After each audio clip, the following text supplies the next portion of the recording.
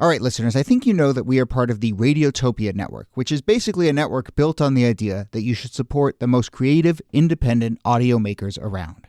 No one, and I mean no one, embodies the Radiotopia ethos more than Benjamin Walker and his show Theory of Everything. Benjamin, who I've known for a long time, has been making beautiful, personal, sprawling audio documentaries for decades that help us understand the very strange world we live in. And now he has a new series called Not All Propaganda is Art. The new series goes back to the 1950s when Western security agencies like the CIA paid artists, writers, and intellectuals to fight the cultural Cold War. The CIA funds were free. I mean, no one was told what to say. Gloria Steinem, activist who sees the CIA as a sort of enlightened pal or rich uncle, there is another viewpoint. Look, if you're listening to this show, I know you like secret histories. I know you like a mix of culture and politics and shadowy figures. So what are you waiting for? Not All Propaganda is Art from Benjamin Walker. You can find it now wherever you listen or at theoryofeverythingpodcast.com. This day is brought to you by Progressive. Are you driving your car or doing laundry right now? Podcasts go best when they're bundled with another activity. Kind of like Progressive home and auto policies. They're best when bundled too. Having those two policies together makes insurance easier and could help you save. Customers who save by switching their home and car insurance to Progressive save nearly $800 on average. Quote a home and car bundle today at Progressive.com. Progressive Casualty Insurance Company and Affiliates. National average 12-month savings of $793 by new customers surveyed who saved with Progressive between June 2021 and May 2022. Potential savings will vary.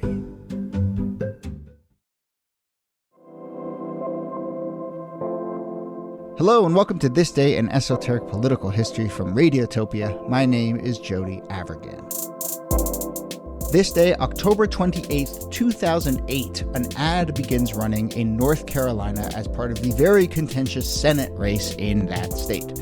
This topic was suggested by a listener, William, from North Carolina, and I'm just going to read from their note because it really sets it up nicely. So William writes us, in an episode a few weeks ago, you mentioned dirty, mudslinging elections. I live in North Carolina, and boy, do we throw mud. Specifically, in 2008 with Kay Hagan versus Elizabeth Dole for Senate.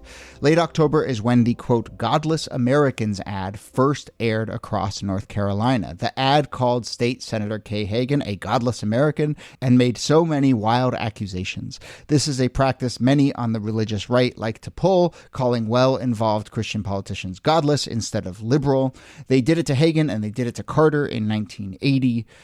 So that's a little bit of William's note and a little bit of William's take there at the end about the larger dynamic. But the facts are, as William laid out, there was a Senate election. Incumbent Republican Elizabeth Dole runs this very controversial ad against her opponent, State Senator Kay Hagan. So let's talk about that ad, that race, and the charge of godlessness in American politics.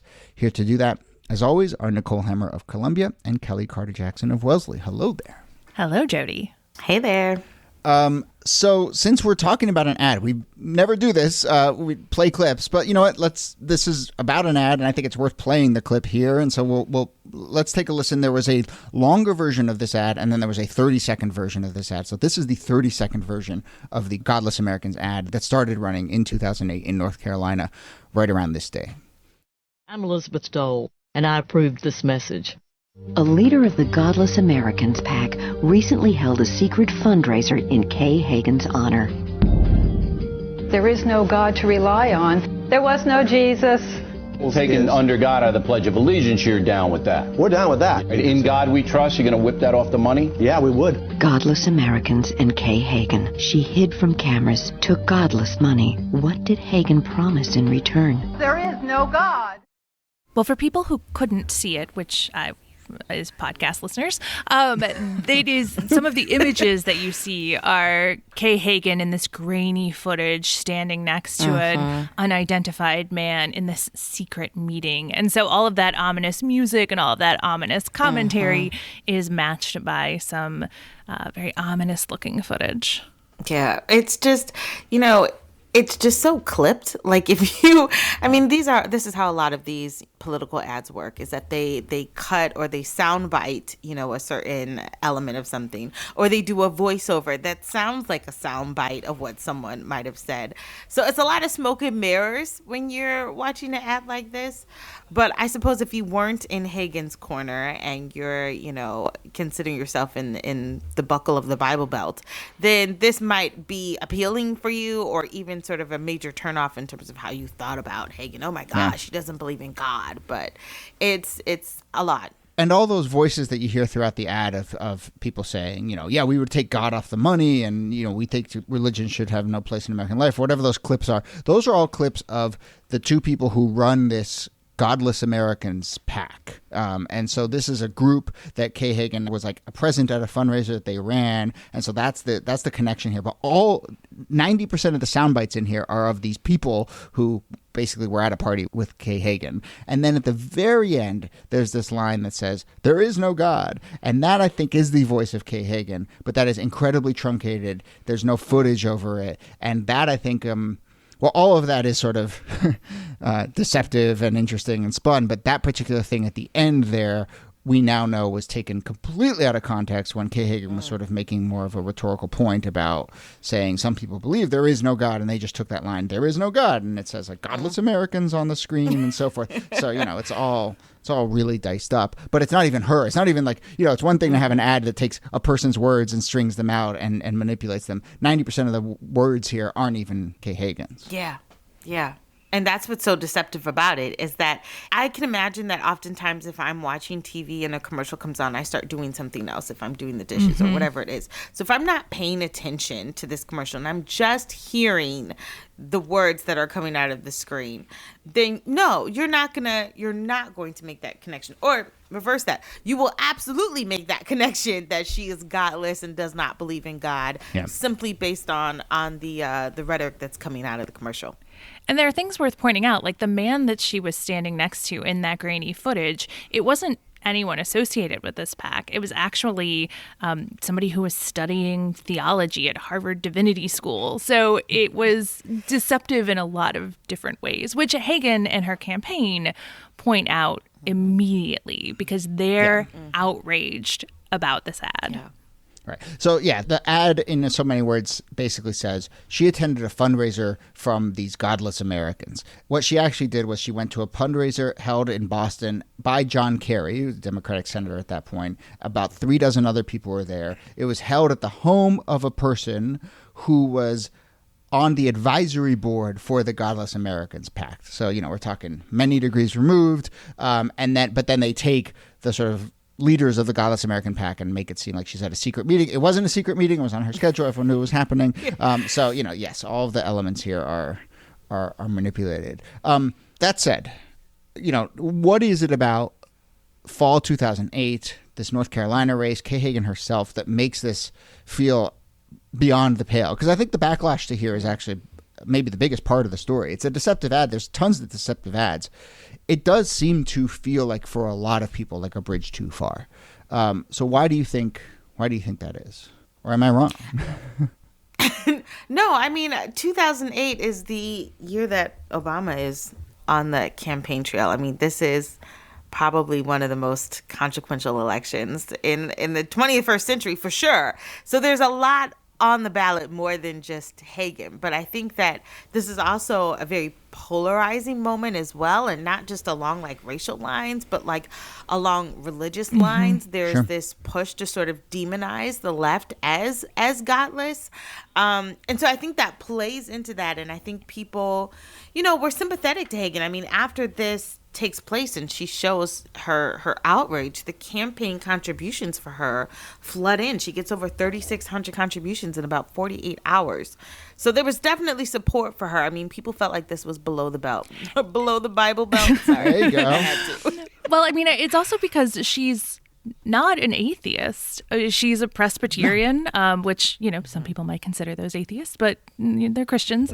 And she's a former Sunday school teacher. And it flows into the same kind of attacks that President Obama, then Senator Obama himself, a practicing Christian, was facing during the campaign, accusations that he didn't have any faith, or that he was Muslim, or that he was radicalized. All of these different things, the focus on his pastor as a kind of, he was an illegitimate America-hating Christian. All of that was in this stew of attacks against liberals and Democrats more generally. And it has a lot to do with the capture of the Republican Party by the religious right, and the belief that if you can effectively make the case that someone isn't a Christian for a big swath of voters, that's going to be disqualifying. The problem was that they keep using it against practicing Christians, so it doesn't always stick, and people get really mad. Yeah. Yeah. And yes, it does fit into this larger context of, conversations about North Carolina being a purple state and Obama trying to make a real play for North Carolina. This is Jesse Helms's seat. I mean, Elizabeth Dole had it for a term, but, this is like, there's a sort of like desperation of like, we have to protect this seat in a state that is changing under our feet, I think, here. And so you get to see these sort of low blows that come out as a result. Hagan was running basically ahead of Dole the entire time, even though, and continues to run ahead of Dole and ends up obviously winning. This seems to maybe have even nudged her up a little bit. I think the backlash to it. And so, yeah, it's an interesting example of like, sometimes this mudslinging really does work and sometimes it creates enough of a backlash. And I think there's probably a media component here too, where a dirty ad like this can go viral the wrong way, right? I don't have stats on whether there was a flood of sort of out-of-state donations, but you've seen that dynamic play out a bunch now, where all of a sudden the attention from around the country can cast on a local race and say, oh my gosh, look at what's going on, and you can sort of nationalize it and get it and have it feel like it taps into a much bigger story.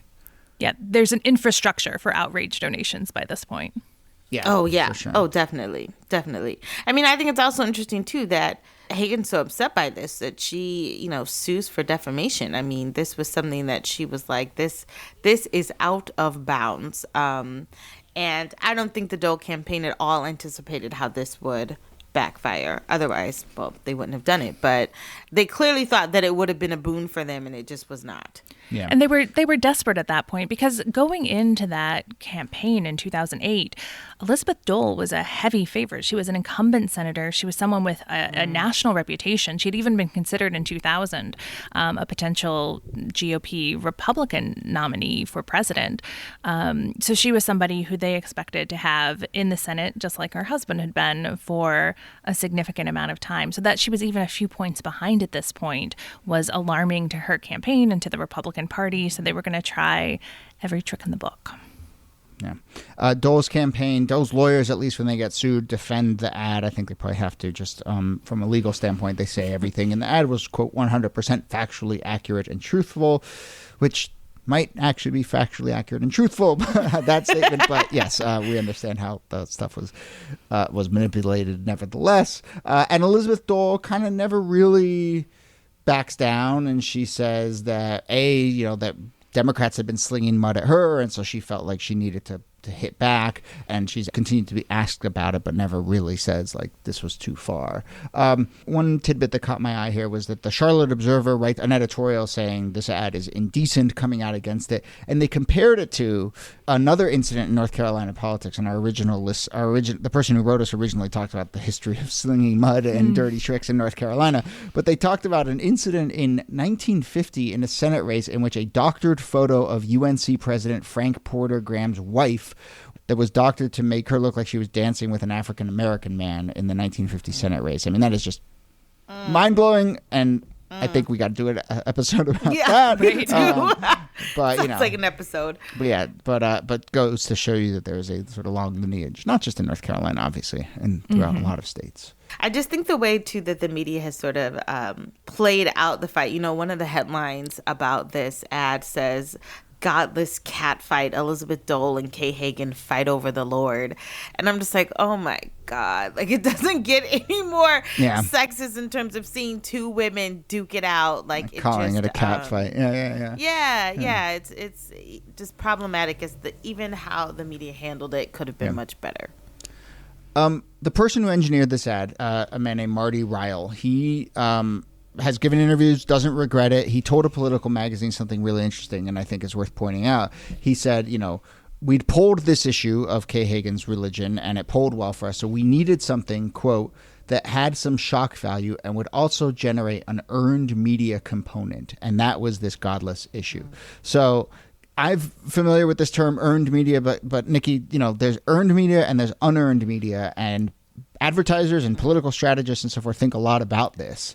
So maybe this is a chance to talk a little bit about that dynamic. Yeah, I mean, this is something that the sort of central example is that 1964 ad by the Lyndon Johnson campaign of the little girl counting the petals on a daisy ad. And then overlaid with a nuclear strike to suggest that Goldwater was going to kill us all by launching a nuclear war. And that only ran once in a small market, but then it got played over and over and over again because it was a news event. And so much of political advertising today is not paid advertising. It's a video released on YouTube that is so shocking that everyone retweets it and all of the media outlets cover it, so that the number of eyeballs on that ad are astronomical, and you get that for basically no money.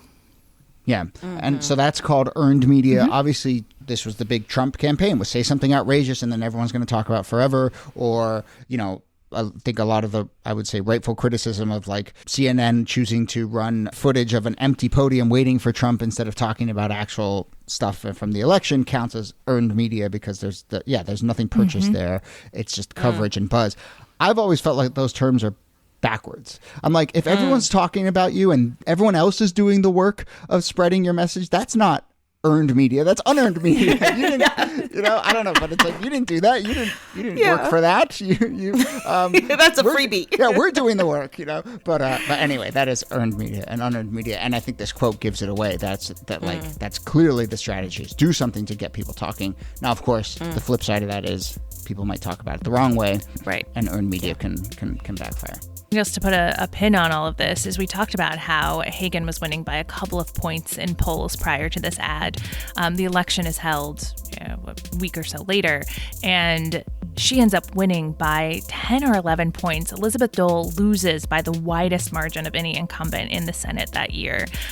So it does seem like, even though there was a lot of momentum happening in North Carolina, she had been a couple of points ahead of Senator Obama. She would end up outperforming him dramatically, and this ad has been pinned for a lot of that. Yeah. She would only serve one term and then lose that seat back to Tom Tillis. But, again, showing that North Carolina is very, very swingy and interesting these days. I was going to say fickle. Yes, fickle. All right. That brings us to the end of the episode. Nicole Hemmer, thanks to you. Thanks, Jody.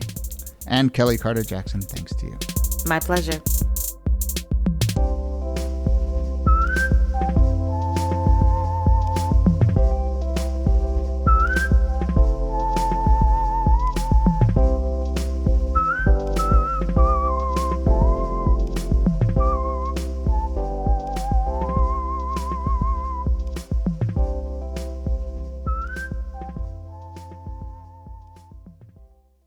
Support for This Day in Esoteric Political History comes from Odoo. If you feel like you're wasting time and money with your current business software, or just want to know what you could be missing, then you'll need to join the millions of others who have switched to Odoo.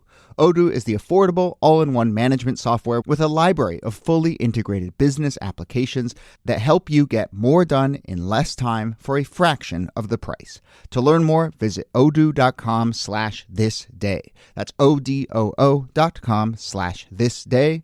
Odoo, modern management made simple. Radiotopia. From